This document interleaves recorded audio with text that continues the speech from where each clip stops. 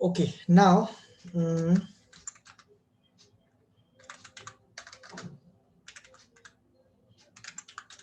अच्छा, tell me which database we are using, कौन सा डेटाबेस हम लोग यूज कर रहे थे, कंपनी और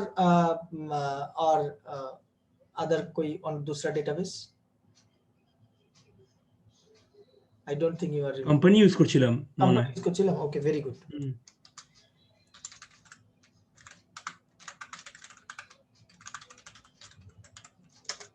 Okay, so these were the data. Now as I said, insertion is over. Now I'll be writing the update command. Now what happens in update, हम लोग क्या करते हैं, अपडेट कमांड ऐसे लिखते हैं, अपडेट, अगर if you see the table, employee ID, employee name, address and date of join, these are the columns. Suppose मुझे कोई एक एड्रेस चेंज करना है, then what should I write, update employee set ADDR equals to some address where employee ID equals to some employee ID. This is the thing we write, if you remember. तो what is going to happen, जिनका employee ID ये है, उसका address ये हो जाएगा, ऐसा ही होता है. तो क्या समझ में आ रहा है कि नहीं? How we write the update command? We write the update command like this, and update command is always conditional. Otherwise अगर कंडीशन नहीं दोगे तो वो चेंजेस सारा में हो जाएगा. Suppose if I do not give this condition, then what is going to happen, ये एड्रेस माने don't think xxxx, माने over here we will write down some address. If I write only this, then क्या हो जाएगा, सबका address ये वाला हो जाएगा. But I do not want that. What I want, address to be modified only for this employee ID. Now if I come to our code, then I will write down what, I will write down, अच्छा इसको मत देखो, पहले कौन सा delete करना है, remove करना है, ये सब मत देखो, पहले ये एग्जीक्यूट माने एसक्यूएल वाला कमांड में आ जाओ, एसक्यूएल कमांड में आ जाओ. Update employee set ADDR is equal to, suppose किसका चेंज करेंगे एक बार देख लेते हैं. एजे सपोज 104B शाह है, जिसका एड्रेस अननोन है, मतलब एड्रेस पता नहीं है, एम्प्टी नल था, तो हम इसका एड्रेस पता चल गया, मैं उसको चेन्नई करना चाहता हूं, तो किसका चेन्नई होगा, जिसका एम्प्लॉय आईडी है 104.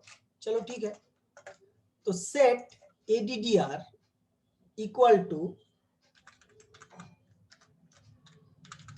Chennai where employee ID equal to 104. Done. इसको हम क्या करते हैं, इसको कमेंट बना के रखते हैं, so that this line will not execute. और आप लोग जानते हो कि DML कमांड इशू करने के बाद हमको क्या करना पड़ता है, कमिट लिखना पड़ता है, so that the changes that you make in the table becomes permanent. अगर कमिट नहीं लिखते हो तब परमानेंट नहीं होगा.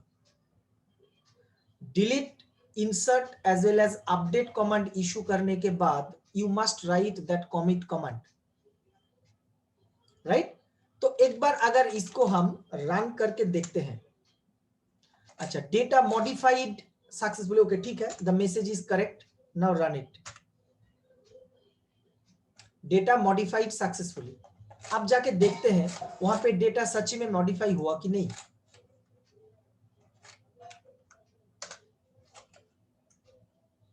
देखो earlier it was unknown for 104, अब 104 देखो चेन्नई हो गया ना चेन्नई. दैट मीन्स ये कोड काम किया. Now the problem is if I again execute this, ये प्रोग्राम को अगर हम फिर से एग्जीक्यूट करते हैं, then what will happen, then again the same command will execute. तो तो इसका मतलब क्या होगा, ये तो ऑलरेडी चेन्नई था, तो चेन्नई को मॉडिफाई करके फिर चेन्नई हो जाएगा. So this will happen. तो नथिंग न्यू विल हैपन, नया कुछ नहीं होने वाला है. तो अभी अगर हमको दूसरा कुछ चेंज करना है, then I have to come and I have to modify this code. ये क्या बात हो गया, मैं पहले दिन से बोल के आ रहा हूं कि हम जब एक प्रोग्राम लिखेंगे, यूजर वो प्रोग्राम को खाली रन करेगा. यूजर वो प्रोग्राम को खाली रन करेगा. ठीक है, यूजर वो प्रोग्राम को खाली रन करेगा. अच्छा, just give me 1 second. I just okay. तो जो मैं कहने वाला हूं कि अगर ये कोड बार बार रन करेंगे तो यही चीज होगा. And I can not allow the user to come and modify my source code. I will not allow. Also it is not possible for the user to go and change the code. कितना user होगा जो आके ये code change कर पाएगा? Not possible ना for everybody.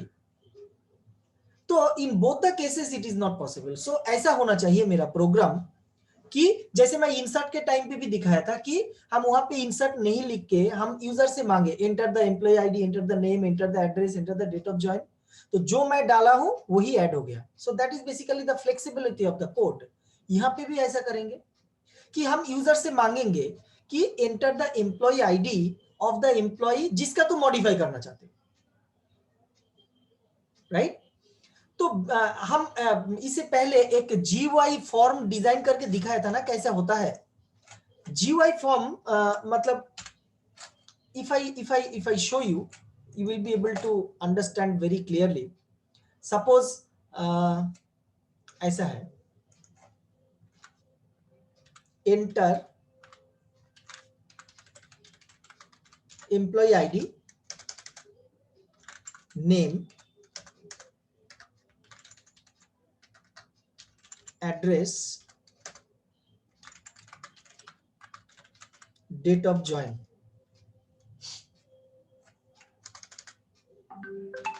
আরেকবার repeat করতে পারবো একটু স্যার? ফোন আসছিল তো। কিছুই বলি না, এতক্ষণ আমিও ফোনে ছিলাম. আচ্ছা ঠিক আছে. Employee ID, name, date of join, address, suppose update, delete, cancel,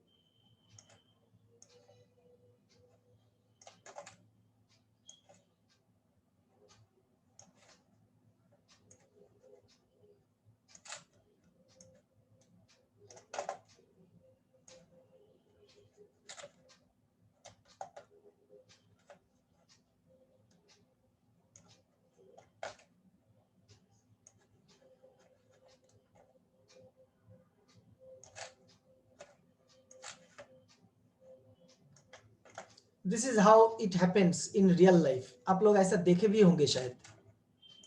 now what happens over here, हम लोग यहाँ पे एम्प्लॉय आईडी डालेंगे and I will click on search. तो ये एम्प्लॉय आईडी का सर्च हम लोग प्रोग्राम ऑलरेडी लिख चुके हैं.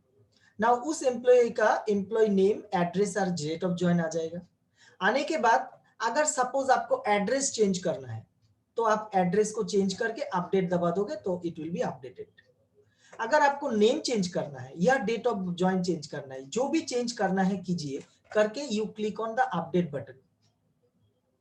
अगर डिलीट करना है तो सर्च करके यहाँ पे लाइए, डिलीट बटन दबाइए तो डिलीट हो गया.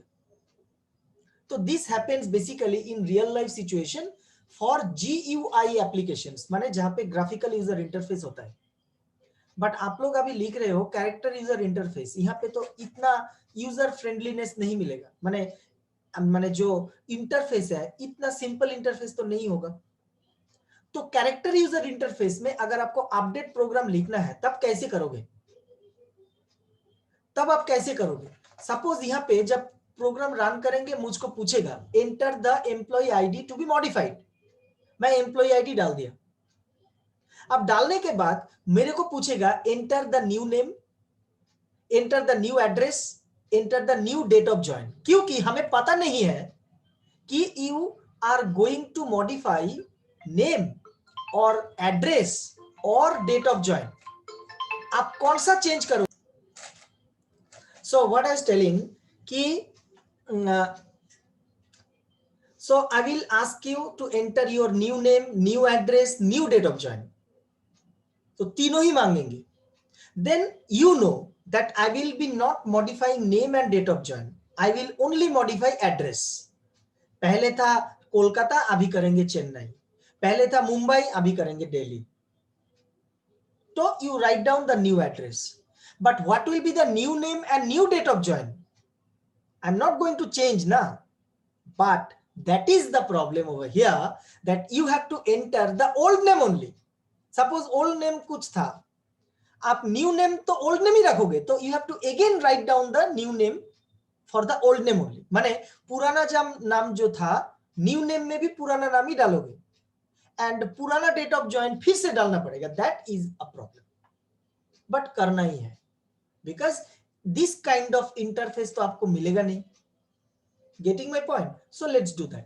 माने अपडेट, डिलीट के लिए कुछ प्रॉब्लम नहीं है।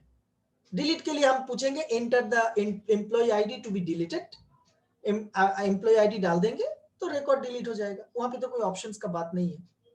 बट अपडेट के लिए you will have some problem. Okay, let's see that.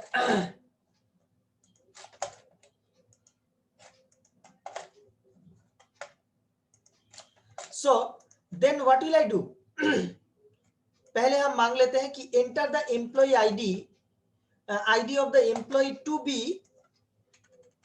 B modified, जिसका डेटा मॉडिफाई करेंगे उनका एम्प्लॉय आईडी डालने के लिए बोल रहे हैं।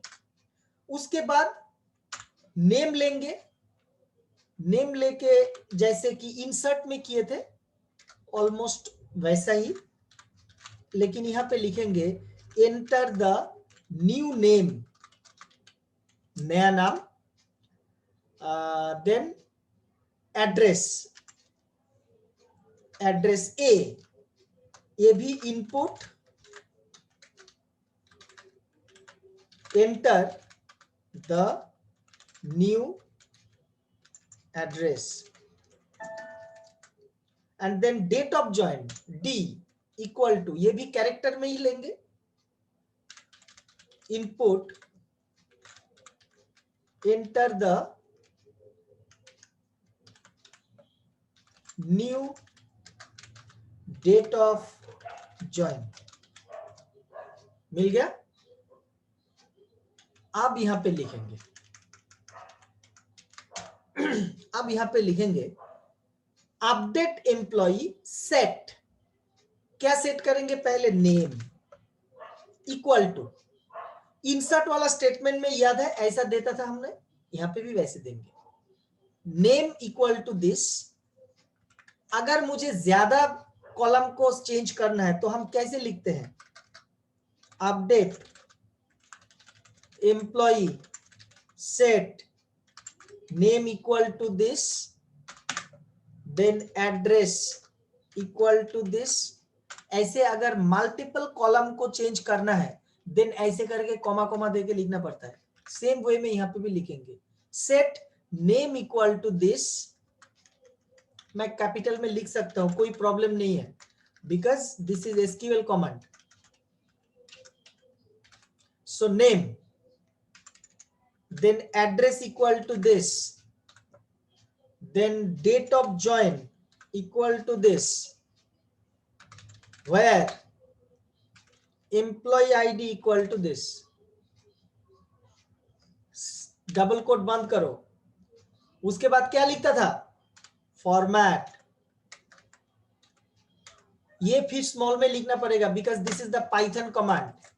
ये जो फॉर्मेट है this is the Python command. अब फॉर्मेट के अंदर में क्या लिखते हैं? पहले है नेम, तो नेम का वेरिएबल क्या है? नेम का वेरिएबल है n। उसके बाद एड्रेस, एड्रेस का वेरिएबल है a। उसके बाद है डेट ऑफ ज्वाइन, वेरिएबल है d। उसके बाद बस डेट ऑफ ज्वाइन हो गया। अब यहाँ पे है एम्प्लॉय आईडी का वेरिएबल है ई, तो यहाँ पे जिस सीक्वेंस में है यहाँ पे भी उसी सीक्वेंस में देना है। देख के डबल कोट, अरे ब्रैकेट बंद कर दो। अभी क्या करना है, और एक चीज बाकी है, नेम कैरेक्टर फील्ड है इसीलिए इसको कोट्स में डालो। एड्रेस कैरेक्टर फील्ड है, कोट्स में डालो। डेट ऑफ ज्वाइन, डेट या कैरेक्टर जो भी हो, but it has to be under quote. But employee ID numeric field है इसीलिए कोट नहीं दिया। अब हो गया मेरा काम, सेमीकोलन, अरे सेव करते हैं, और कॉमिट वगैरह तो सेम होगा। Now run it. अब हम ना ये वाला खोल के रखते हैं पहले, ये enter the employee ID of the employee to be modified. किसका मॉडिफाई करेंगे? मैं सपोज कौन सा वाला करूं फॉर एन एग्जांपल, सपोज ये वाला 126, तो 126 किया। अब बोल रहा है एंटर द न्यू नेम। 126 का नाम क्या है? एस रॉय है, तो I will not change the name, तो I have to write the old name only, S Roy. Getting my point? पुराना नाम फिर से लिखो। Then enter the new address, unknown है, न्यू एड्रेस हम क्या करेंगे? सपोज अलीपुरद्वार करेंगे। Getting my point? ओके, क्या हो गया?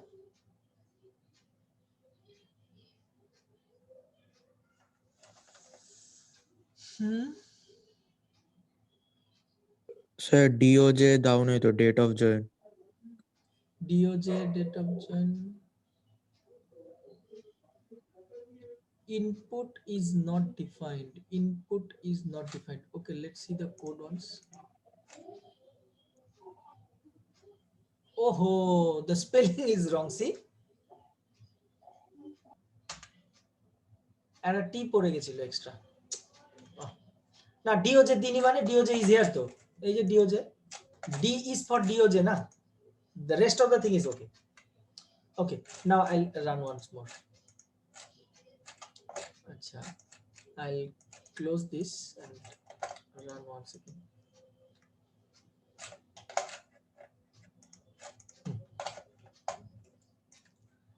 So 126, enter name, so I'll enter the old name only, S Roy. New address